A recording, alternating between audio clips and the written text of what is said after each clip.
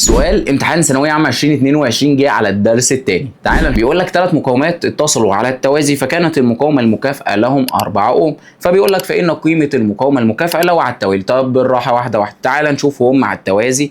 ادي يا عم الحاج ال3 ار، وادي ال6 ار، وادي ال4 ار، واحنا بنشتغل قلنا بناخد 2 2.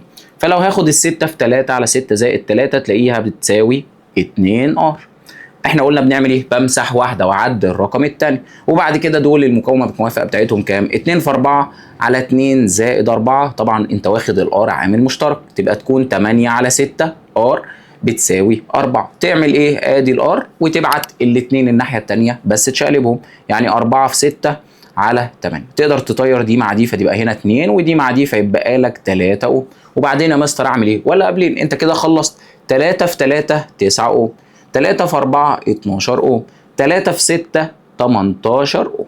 وبس يا صديقي، تبدأ تجمعهم عشان يكونوا على التوالي. فتجمع 9 زائد 12 زائد 8 زائد 18 قصدي، تطلع 39. إجابة صحيحة. ما تنساش يا صديقي تعمل لايك وتشترك في القناة لو أنت على اليوتيوب. سلام.